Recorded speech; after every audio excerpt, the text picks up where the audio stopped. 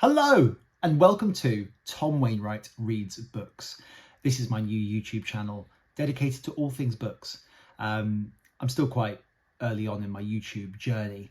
So we've got the cardboard box in the back, we've got the Hoover, you can just see the top off in the mirror, but you can see some books in the mirror, so that's quite good. But we're still working on the setup at the moment. But this is an exciting video today. This is my top 10 books of all time. I've recorded this a few times. Last week I spent hours trying to make this video and I was learning how to edit on the go, and I learned a lot, but I got the finished product and I was like, nah, I'm gonna start again. So that's what I'm doing now. I'm starting completely from scratch. And about 4 of the books have changed since I've made that video. I'm gonna dive right on in. The first thing is that none of these books are in order. I've just chosen 10 books that all put together, but I do have some honourable mentions, which is a cheat way of adding more books in, I think. Honourable mentions, I'm going to kick off with Shogun by James Cleverly. This is historical fiction, and it documents sort of the first few decades of Westerners reaching the shores of Japan, and it's about the culture clashes that ensue, about the West trying to sort of take over and have the most influence in this part of the East. And it's so good. It's quite funny in places. It's got everything. It's got beautiful love stories wrapped up in it. It's got epic fighting. It's so cool. It's so well written. I read it on Kindle. I didn't realize how big this book is. It's enormous, and you sort of live for years in this story. And I couldn't believe it when I got to the end of it. I was like, I felt like I'd lived so many lives. It's so good. I've not read anything else by James Cleverly. There's also the TV show as well, which I've not watched, which I think is on Apple TV, I think. I will be watching that. Apparently it's great. But yeah, I'm putting that on there. I think it was written back in the 70s. Shogun, it's so good. Highly recommend. If you want to get into historical fiction, I think there are maybe some other books that can help you ease your way in. It's pretty big, but it's beautiful. Next up is The Name of the Wind by Patrick Rothfuss. One of my favourite books of all time. It should be on my top 10. I'm regretting this already. The Name of the Wind is brilliant fantasy writing. It's by Patrick Rothfuss, and what's it about? It's about a troupe of actors, I suppose you could say, and what happens to them. But it's also a retelling of one man's life. And man, even if you're not that into fantasy, I think it's some of the most beautiful prose I've ever read. I struggle to recommend it to people though, because it's meant to be a trilogy. However, the second book came out about 12 years ago, and there's no update about when the third book will come out, or if it ever will come out.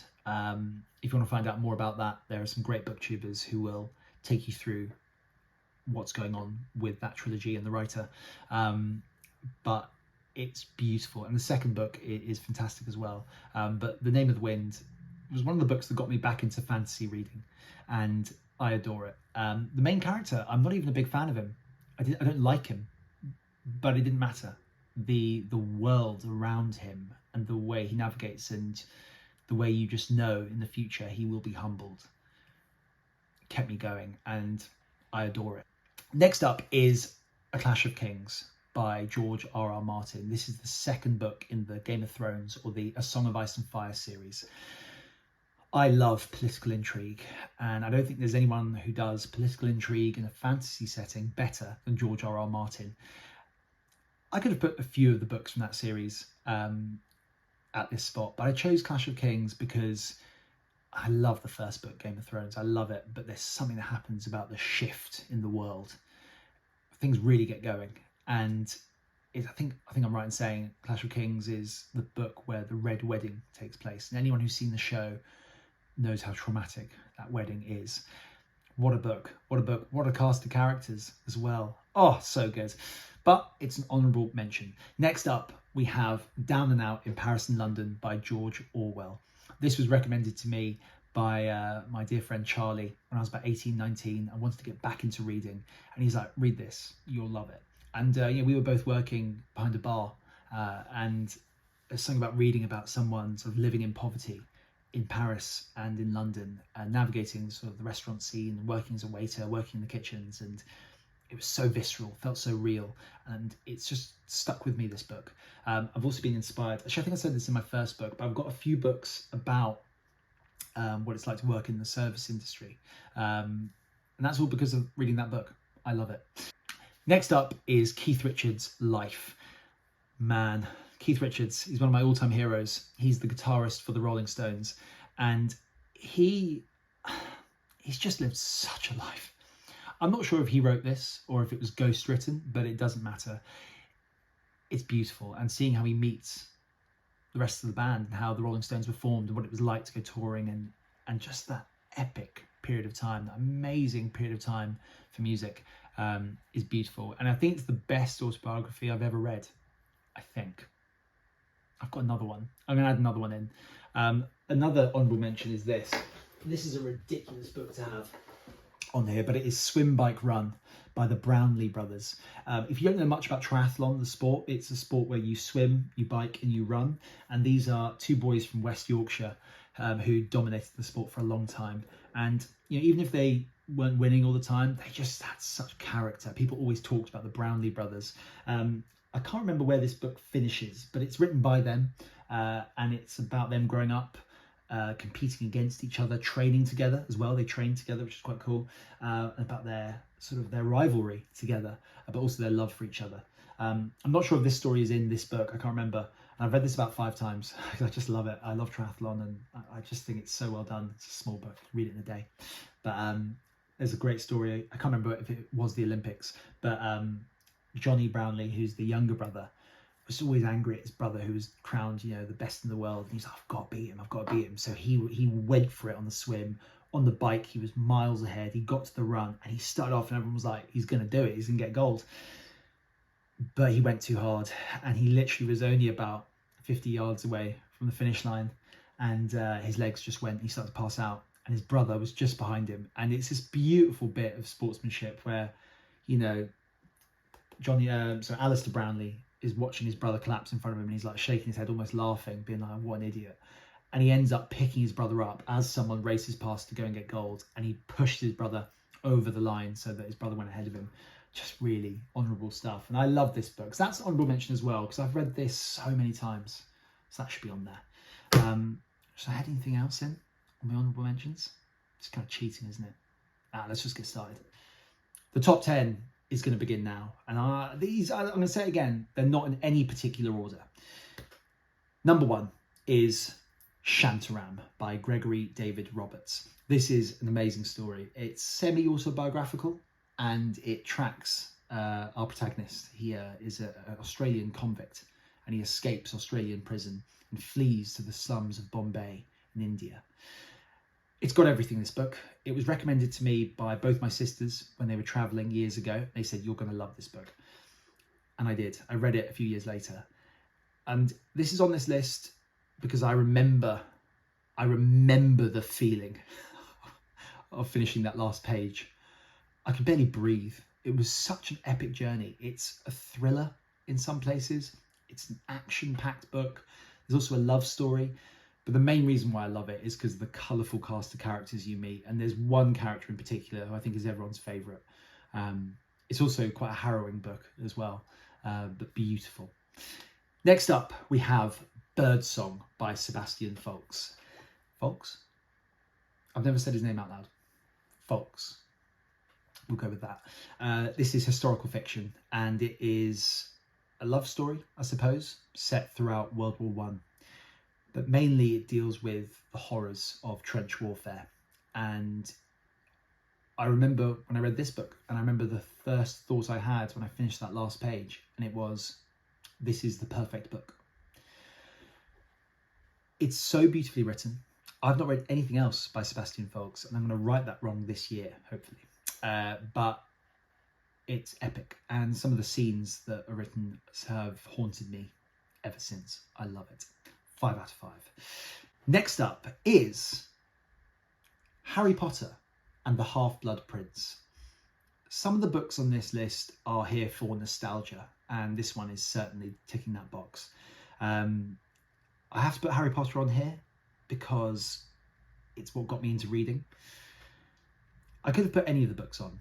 I chose this one mainly because when that book came out, I was about 15, 16 maybe, and I queued up outside W.H. Smith in Muswell Hill with my dad to get this book at midnight. And the craze at that time, there's just been nothing like it since. The craze for those books was so exciting. And I remember rereading up until The Order of the Phoenix, up until the day before, just to sort of really immerse myself in the world again before reading this book. And I got the hardback book. I've still got it, not in this flat, but I've still got it. And I went back home, got into bed, and I read it till the sun came up, and I just didn't sleep.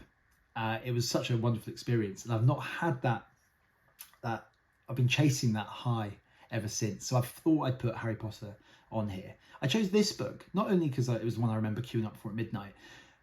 Not much happens in this book in a way. It kind of, there's a lot of action happening in the previous ones, and this one almost takes a step back and goes back to a bit of school life, and I loved that. As the sort of the drama and the tensions rise within the story, you know, there's a lot of sort of quite sweet things happening with these young teenagers, and I just think it's an amazing book in the series and sets you up so well for the finale as well. So I love it. 5 out of 5. Next up is The Song of Achilles by Madeline Miller. Madeline Miller can do no wrong in my eyes. This was, I think, the first book that sort of shot her up into international fame. And it is the retelling of the story of Achilles and the Trojan War, but told through the eyes of Patroclus, her Achilles' cousin, best friend, lover, soulmate. It's a love story, and it's one of the most heartbreaking books I've ever read. I love me some ancient Greek mythology, and it's such a beautiful retelling. I implore you to read this book if you haven't read it. It's really small. It's so well done. Circe, her next book, which isn't linked, kind of linked, but it's not a follow-on. But I love that book as well, and that could be on here as well. But I thought I'd just pick one. The Song of Achilles. It's beautiful. I also read this when I was in Greece with my wife. We were on a holiday, and I read it, and I was reading it on the beach as I saw sort of the ocean crashing against the rocks, and I just felt like I was there. It was the perfect place to read it. I love that book. I'm going to reread it quite soon. Next up is, I'll go and get it, The Lord of the Rings by J.R.R. Tolkien. What do I say? I saw the first film, the Peter Jackson movies. I saw the first one when I was 10 years old, and I saw it 4 times in the cinema. Harry Potter started my reading journey. Lord of the Rings, the Peter Jackson films, started my love of film, and is one of the reasons why I wanted to be an actor. And I was sort of put off reading the actual book by some of the adults in my life. I think they were like, oh, it's a bit dry in places. When you're older, you'll enjoy it. And it was a shame, because I think I would have loved it. I read it when I was 18. And I'll be honest, I found the first 2 books excellent. By the end of The Two Towers, the second book, I got a little bit fatigued by the descriptions of Sam and Frodo going through, is it the Emyn Wheel? I can't remember. As a Tolkien nerd, I should know. I got a little bit tired, and I paused for about 6 months before reading The Return of the King.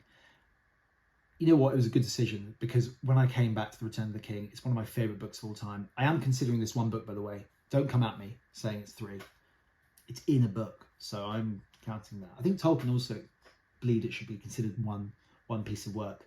But when I got to The Return of the King, I was so excited, and the Battle of Pelennor Fields, and I think for me there's one of the greatest chapters ever written is in this book, in The Return of the King in particular, and it's where the Witch King breaks down into Minas Tirith and breaks Gandalf's staff, but then horns are heard in the distance and the Rohirrim arrive, and it's just magic. It's one of the best couple of paragraphs I've ever read. I don't know what I'm looking for. I'm not going to read it out, but it's somewhere in there. I love this book. I've read this numerous times now. This is just one of many copies. I picked this battered sort of film version of the book for £1.50 from a charity shop. But I've got many copies of The Lord of the Rings, and I wanted something I could just like whack in a bag, and I didn't care what happened to it. Not that I'm very precious with my books, but I quite liked it. I just saw it and I was like, I want it. So that is The Lord of the Rings. That's definitely up there. The next is a book I've just finished yesterday. And that is, well, I've got a bit of recency bias on here. I've got nostalgia on here. I've got some beautifully written books here. This is completely recency bias. Recency bias? Recency bias. Recency bias. I don't know.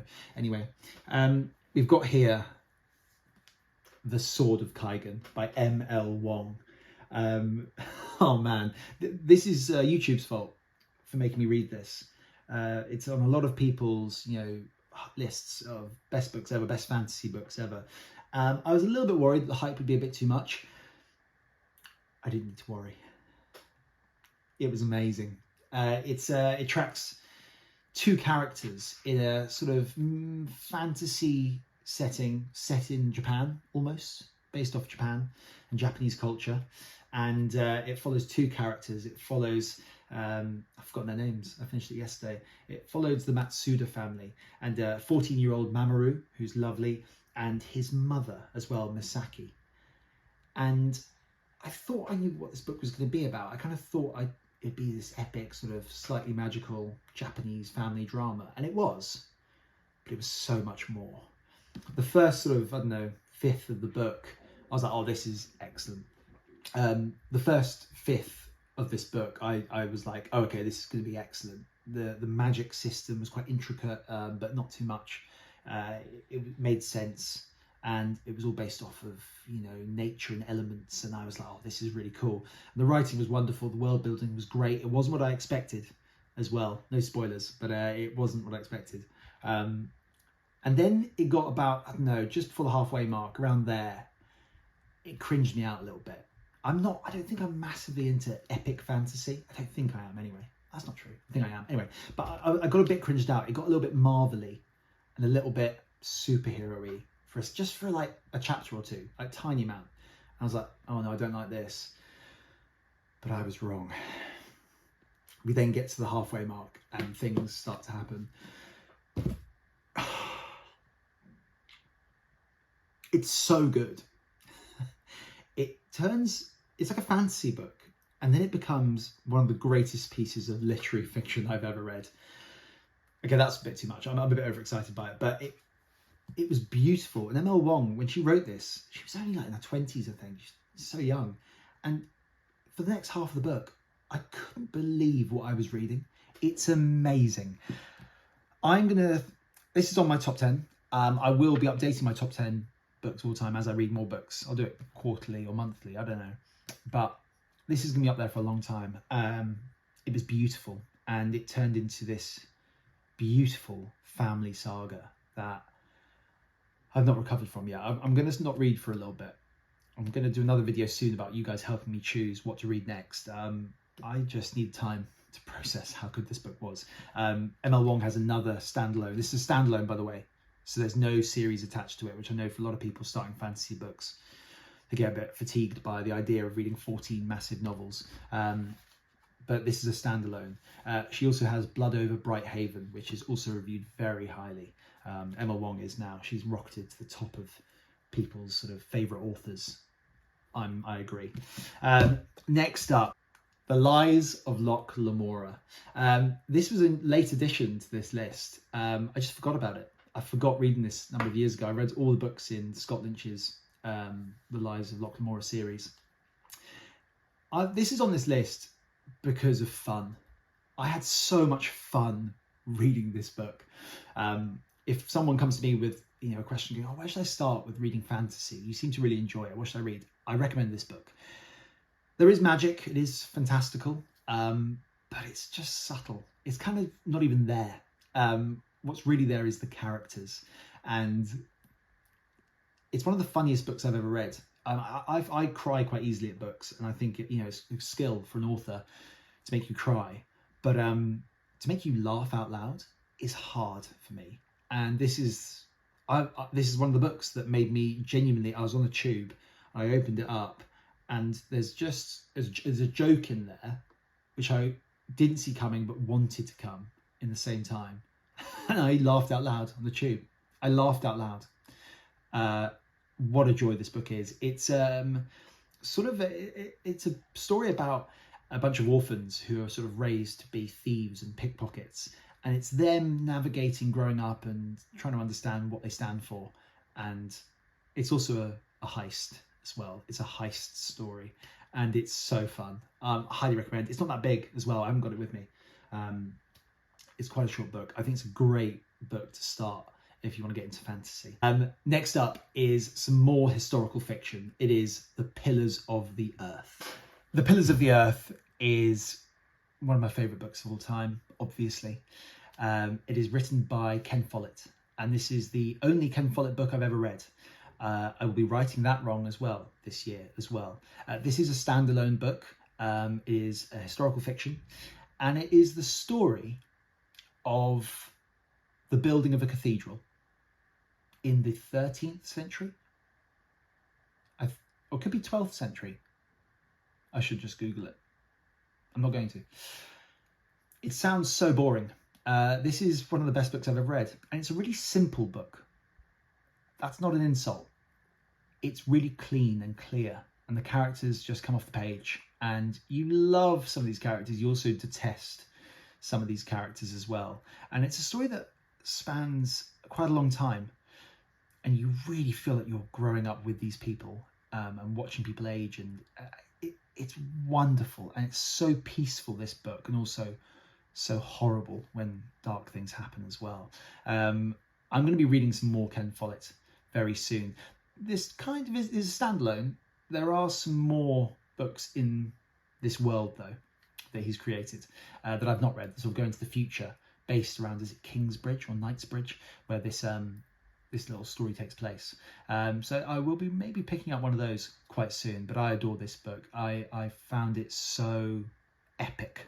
It's quite a big boy, it's quite a big book, but don't let that put you off. It will just fly off the page. You'll be reading it super quick. Next up is Pachinko by Min Jin Lee. This is another quite epic family saga, historical fiction, I'll put this at, and it's the story of a Korean family who flee Korea and make a new life for themselves in Japan. And it's about the struggles they face, the racism they face, the sacrifices they have to make, and the consequences of those sacrifices. So beautifully written, so beautifully written. There's something about Min Jin Lee, and she writes, it's so beautiful. It hurts to read sometimes, even if you're not reading about anything bad. You can just tell this heartache is there in the way she writes. I love this book, and I read it on a camping holiday, and I remember reading it out in the elements. I was on a little camping chair, and I was reading it, and I just felt so connected to everything around me. And yeah, I do that quite a lot. I read in quite good places sometimes, and where I read is quite important. Maybe I should do a YouTube video about how to read and where to read. Pachinko, yeah, I mean, pretty devastating. I've read some mixed reviews on this book, which I found fascinating, because I just thought it was 5 out of 5. I couldn't floor it at all. I want to reread it. It was about 3 years since I read it, so I want to reread that. But the last book here on this top 10 not in order list is Before They Are Hanged by Joe Abercrombie. Joe Abercrombie is one of my favourite writers of all time. His nickname is Lord Grimdark, I believe. Maybe I've made that up. But he's known as the Lord, the Dark Lord of grimdark fantasy. Fantasy which is a little bit low on magic. It's not really talked about. It's almost like a thing in the past. But it's gritty and it's real, and awful things happen. It's not very soft. It's hard-lined, and you know, good people trying to do good things, but often making really bad choices. Bad people trying to do good, but not doing it, and everything just goes to hell. Everything. I mean, people laugh about Joe Abercrombie because he makes his characters go through utter hell, but he's just got this amazing, I think, quite English way of writing. It's very sardonic, it's very humorous, it's very funny, but it's also so harsh. And you know, this is the second book in his pretty most popular trilogy, the First Law trilogy. I could put any of those books here at this point. The First Law trilogy is probably my favourite series of all time, I think.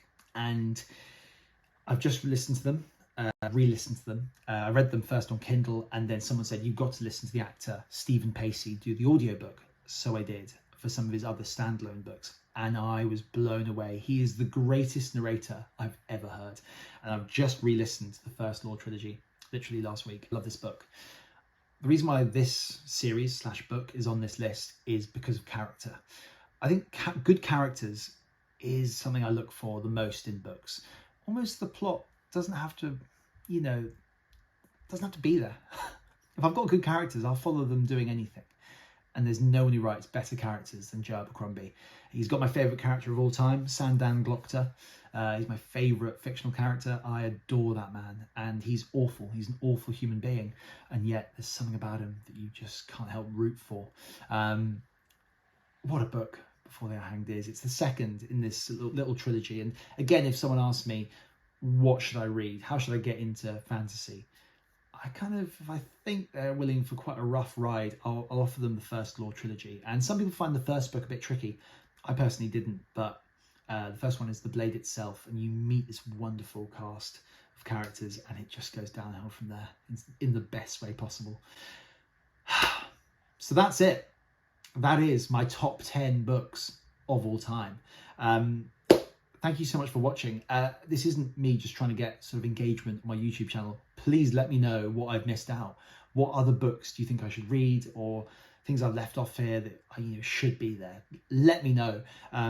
Please do. I'm going to be doing another video soon about book recommendations I've got online and on comments and stuff like that, and building a little new TBR list to read books that you guys recommend. So please do comment down below what are your top 10 books, or if you agree with any of these books, they deserve a place here.